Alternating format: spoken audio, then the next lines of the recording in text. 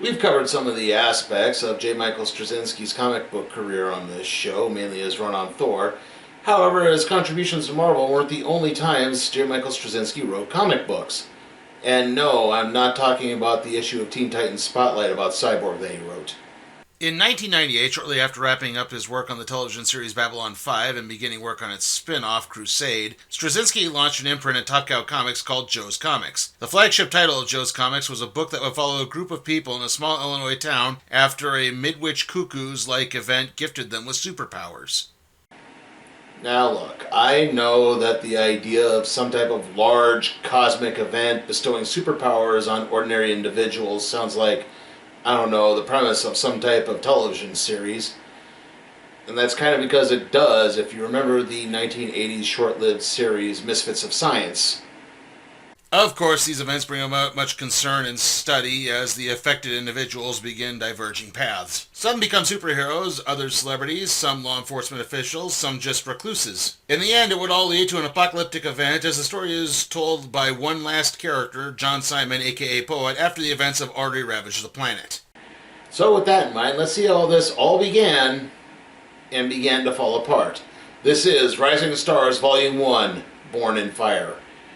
Published poet John Simon flashes back to the day his life and the lives of 112 others changed, even though he doesn't really have any memories of it. That day, a shooting star appeared over the small town of Peterson, Illinois, during the horniest time of the year. Seriously, of the 113 affected, 112 were in utero, and the only exception was John, who was actually just being conceived at that very moment. Years later, when the children began manifesting powers, such as one named Matthew Bright catching a collapsing roof that was going to fall upon his classmates, the government would come a-knockin'.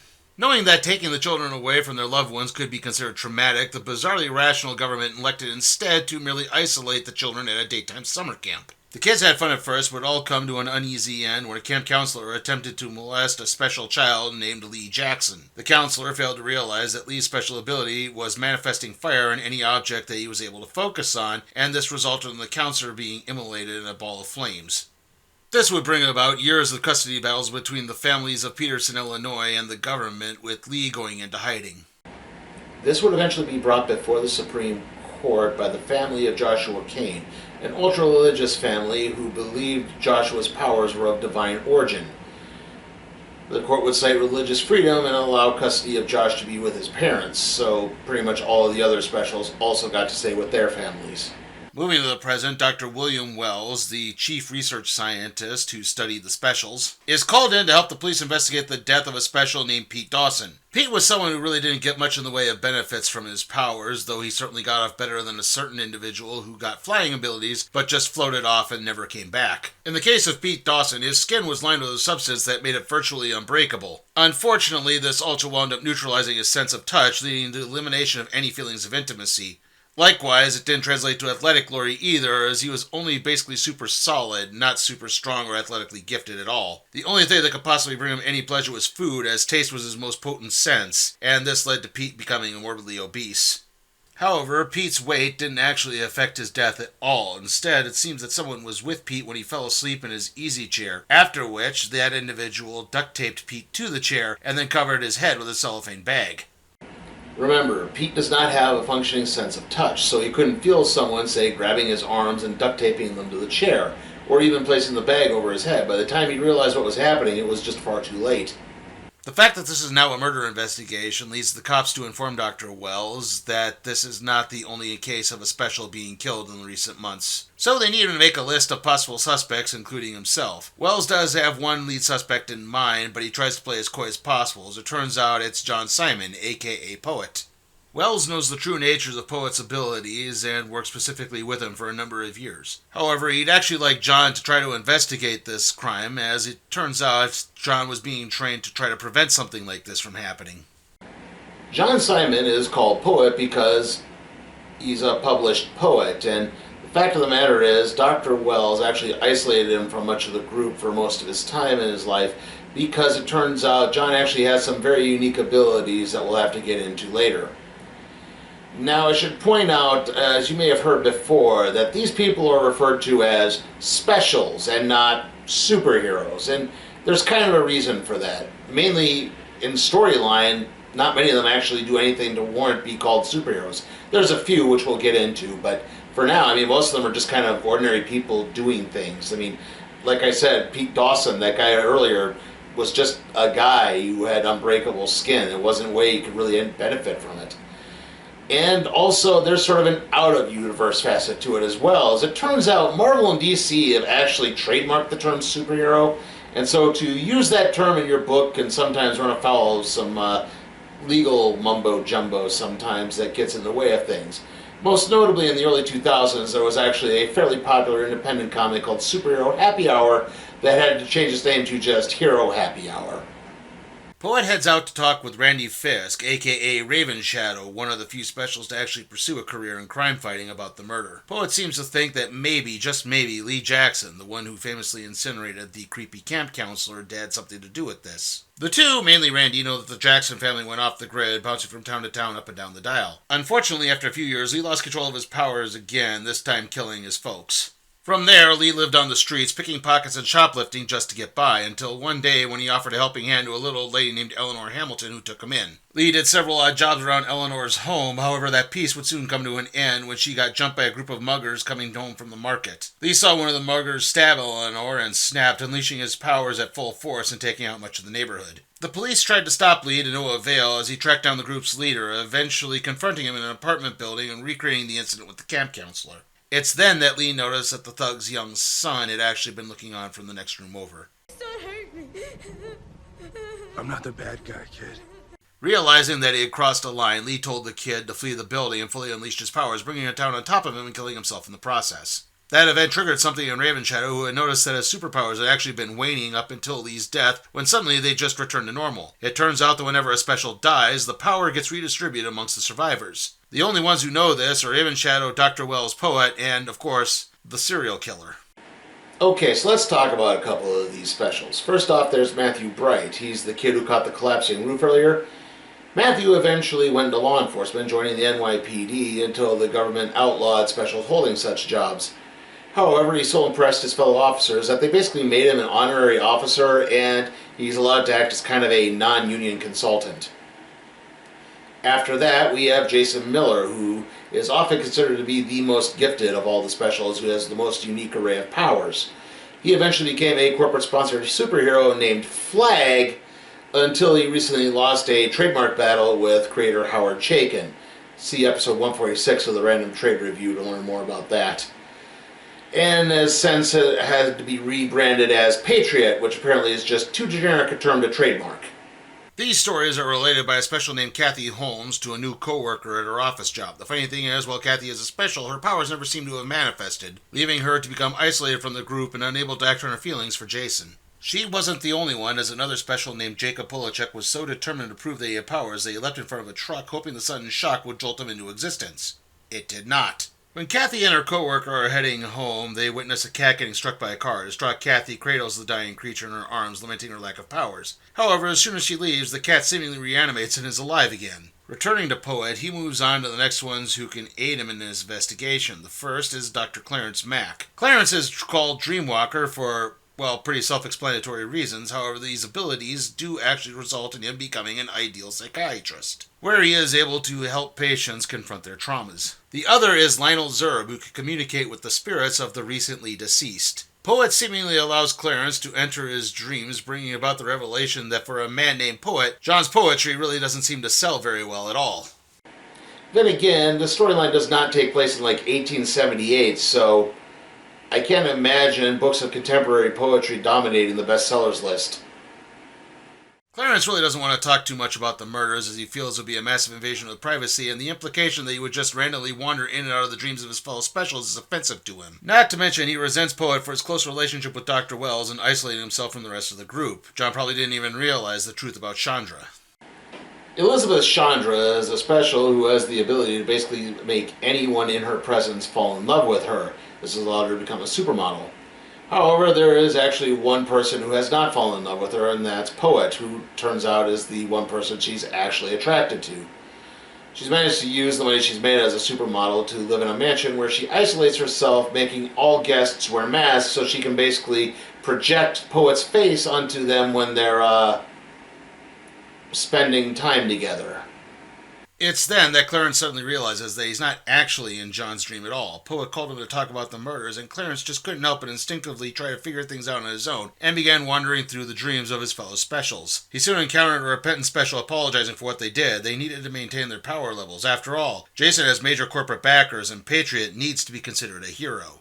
You could pretty much do the math right here. Shortly after being outed, Jason came after Clarence and killed him. So, in actuality, Poet has been using Lionel to communicate with Clarence's deceased soul. Clarence apologizes to John, who also apologizes to Clarence for getting him involved in all of this, but still, the fact of the matter is, they now have the evidence as to who the murderer is. There's just one tiny problem. You can't really use what you found out in a dream as viable court evidence, so they're going to need to try to do something else to take down Patriot. And it's all going to come down to John, who will in all likelihood have to kill him.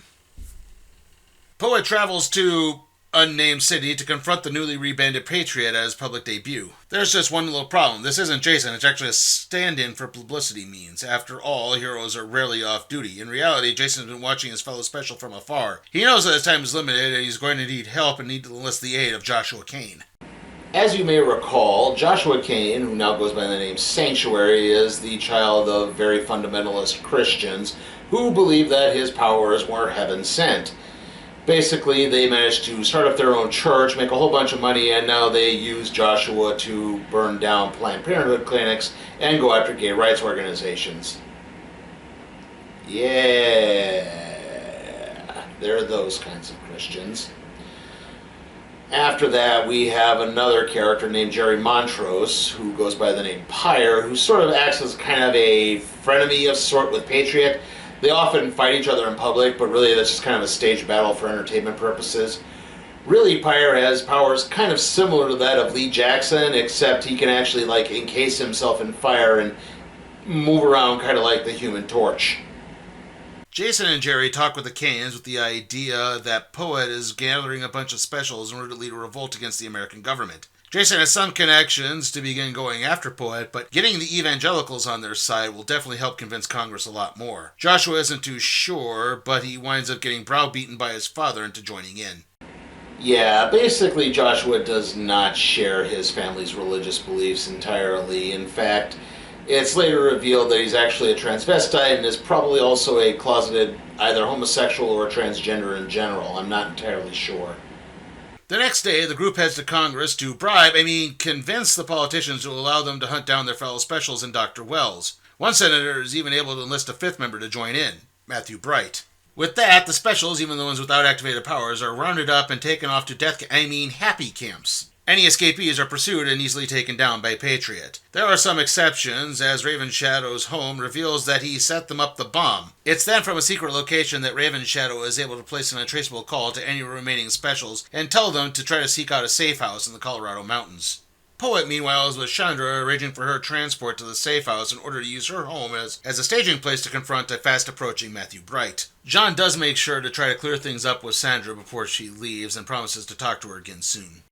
So, what exactly are the nature of Poet's powers? Well, unlike the other specials, they all derive their power from the energy given off by that shooting star in the sky. However, Dr. Wells discovered that Poet actually basically is that power. He's like a centralized battery hub. He can absorb the power from other specials, he can redirect it, he can intensify it. And it's because of this that Dr. Wells kind of isolated him from the group. He didn't want him to lose control, snap, and hurt someone. And in fact, he actually kind of wanted to see if he could direct John into maybe doing this to help the specials at some point and make things right. Poet is forced to unleash most of his powers on Matthew as reporters begin to arrive to broadcast the fight. He tries to explain to Matthew that Jason is lying and trying to consolidate power. But Matthew won't listen, forcing Poet to beat him into a coma. As this plays out, the military pursues Dr. Wells, taking him into custody when he crashes his car. Wells comes to inside one of the camps, where he's greeted by Paulson, his former government liaison. The fact of the matter is, the military are looking for any of the files containing information on the specials, but Wells already deleted them from his computer. As Paulson leaves to prepare the torture chamber, Wells talks with Stephanie Moss. Stephanie is confused as her powers never seem to have manifested, but Wells knows the truth. The power actually didn't go to Stephanie, but rather to the dissociative identity in her psyche. Okay, so the other persona living in Stephanie's psyche is called Critical Moss. I am not joking. And it turns out that she's been planning things for a while. She might even know about this power distribution thing, which means, yeah, that information that Dr. Wells was hoarding over the government, he's probably going to have to give that up. Poet manages to make it back to the safe house, where he tries to explain why it was that he never revealed the full nature of his powers, only to be taken to task by a special named Eli, who hoped that maybe they could negotiate with the government rather peacefully. That being said, whatever credibility Eli may have had is completely shot to hell when it turns out that he had called his sister-in-law on a public phone and gave up the location of the safe house, meaning the military are now on their way. Many of the families are evacuated as the specials begin squaring off the government. Unfortunately, not all of them are bulletproof, and with each ensuing fatality, powers begin surging, making those specials look even less credible to the media. This even begins affecting the camp, where Critical Moss reaches, well, critical mass and somehow gains a thong along the way, meaning that she is now free to begin raising some hell all on her own. And that concludes our look at Rising Stars Volume 1, Born in Fire. How was it? Well, on the plus side, I think the artwork is pretty decent in this story. The overall story is very entertaining. It's very grounded in its characterization. None of the characters are too unbelievable, and there's actually some fairly nice dark humor in this too. I mean, remember the special I mentioned before who just floated away, never to be seen again? Like I said, there's a lot of little funny moments like that. They're just kind of fun. And like I said, this is pretty decently paced. This is 8 issues that go by pretty quickly for the most part. Like I said too, the artwork is decent, and I do think the mystery overall is pretty suitably solved. It's not drawn out, it's not really padded to the point of boredom, so yeah, it's very well done. If there are any drawbacks, like I said, the pacing does bog down at one point, and that's the whole issue with Kathy Holmes telling her little flashback stories in her photo album. It's just not interesting. It feels like a bit of a grind and makes everything kind of come to a bit of a halt there. And while I did like the artwork for the most part, it is kind of a reminder that some fashion trends really should have never happened. In this case, the slingshot thong over the waistband that came to dominate comics in the early to mid 2000s. Yeah, it's like, ugh, that's really cringy nowadays, isn't it? Thankfully, it's not as bad as it would get around in, say, Marvel and DC in the, like I said, mid-2000s, but still, it's kind of like, oh, yeah, this is where that was starting, wasn't it? Still, that last one's kind of a nitpick, and like I said, one bad issue of the lot isn't really that much of a detriment to the story. I'm going to give Rising Stars Volume 1, Born in Fire, an A. And with that, let's see what we'll be doing next time on the Random Trade Review.